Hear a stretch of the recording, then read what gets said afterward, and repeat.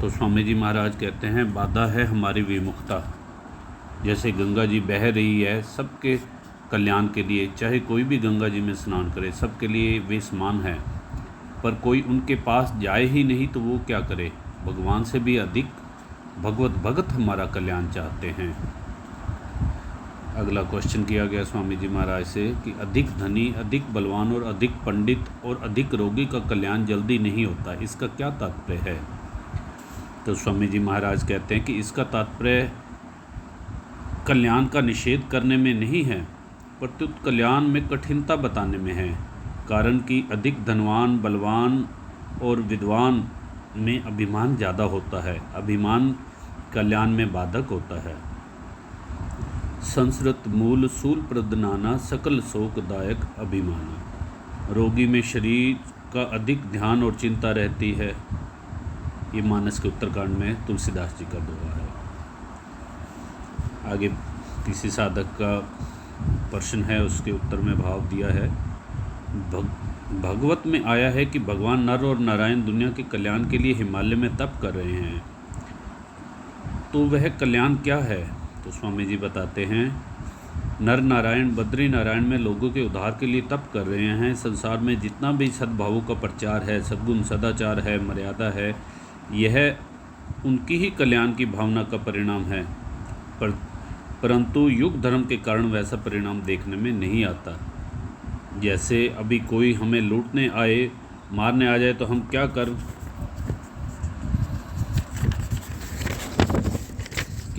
कर सकते हैं, पर ऐसा नहीं होता। यह मर्यादा उनके तप के कारण ही है।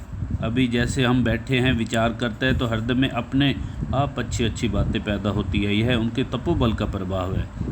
प्रभाव तो सब पर पड़ता है, पर राग द्वेष बहुत अधिक होने से वह दब जाता है।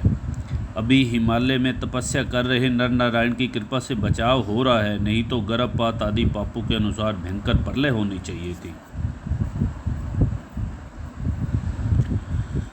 मैं योगी मुक्त हूँ, यह योग का भोग है, और जो योग का भोगी है वह कभी भोग का भोगी भी हो सकता है। इस बात से ऐसा असर पड़ता है कि मुक्त होने पर भी पतन हो सकता है।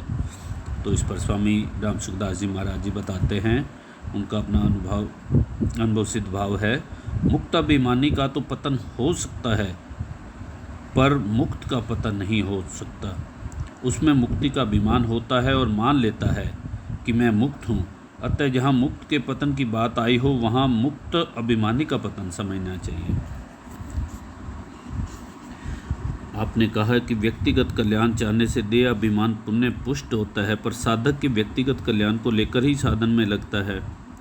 तो स्वामी जी महाराज इस पर अपना विचार बताते हैं। वास्तव में व्यक्तिगत कल्याण चाहना दोषी नहीं है, प्रत्युत मैं जानता हूँ दूसरे नहीं जानते, यह अभिमान दोषी है। गुण दोषी नहीं है, गुणों का अभिमान दोषी है। अतः खास बात है योग्यता को, जानकारी को अपना ना माने। मुक्ति में व्यक्तित्व बाधक है। साधन व्यक्तिगत होता है, पर साधन तत्व व्यक्तिगत नहीं होता। मैं जानकार हूँ, यह व्यक्तिगत अभिमान है, जिससे प्रेम का उदय नहीं होता।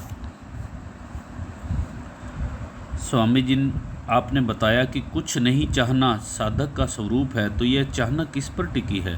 तो स्वामी जी महाराज कहते हैं, चाहना टिकी है मूर्खता पर, बेसमझी पर। तो प्रश्न किया गया महाराज जी की मूर्खता क्या है। तो स्वामी जी महाराज कहते हैं, न जगत को जानते हैं, न अपने को जानते हैं, न परमात्मा को जानते हैं, यह मूर्खता है।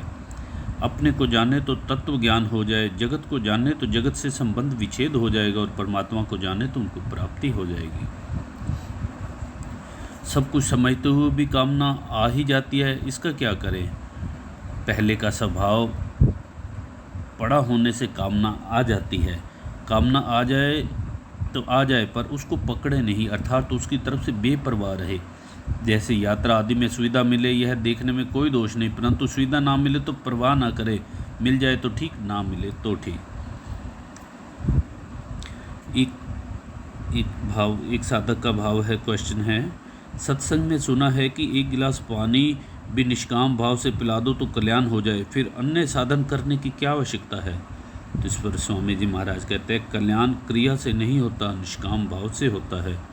यदि निष्काम भाव की महत्ता समझ में आ जाए तो फिर मनुष्य सकाम भाव से कर्म कर सकेगा ही नहीं। एक राजा ने किसी व्यक्ति से कहा कि यह हीरे की खान है, यह सोने की खान है, यह चांदी की खान है, यह कोयले की खान है, इनमें से जो चाहे सो ले लो। उसने हीरे की खान ले ली, पर साथ में थोड़ा कोयला भी ले लिया कि भोजन पकाने के काम आएगा। विचार करें, एक हीरे में कितना कोयला आ सकता है, फिर कोयला लेने की क्या ज़रूरत है। यदि वह हीरे की महत्ता समझ जाए तो वह कोयला कैसे लेगा। इसी तरह मनुष्य को निष्काम भाव की महत्ता समझ में आ जाए तो फिर वह सकाम भाव से कर्म कैसे करेगा। यदि सकाम भाव से कर्म करता है तो वास्तव में उसने निष्काम भाव को समझा ही नहीं है। अतः सर्वथा निष्काम भाव होने पर ही कल्याण होता है। कामना और आशा में क्या फ़र्क है महाराज जी? तो इस पर महाराज जी बताते हैं, मिल जाए यह इच्छा है और मिल जाएगा यह आशा है। दुख का प्रभाव होने से सुख की इच्छा, आशा और भोग तीनों मिट जाएंगे। आशा मिट जाए, भोग रहे नहीं, इच्छा पूरी नहीं हो तो दुख होता है। तीनों में मूल है सुख की इच्छा।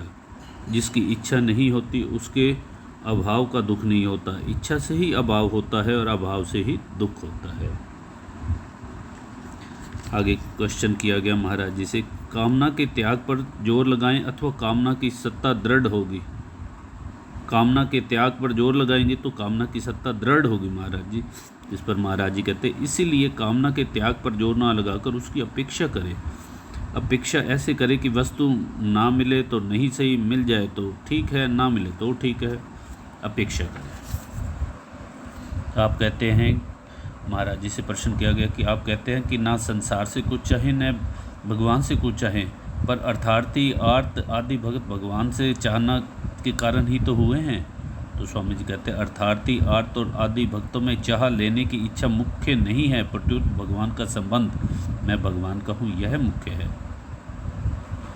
जय जय श्री राधे भक्तों।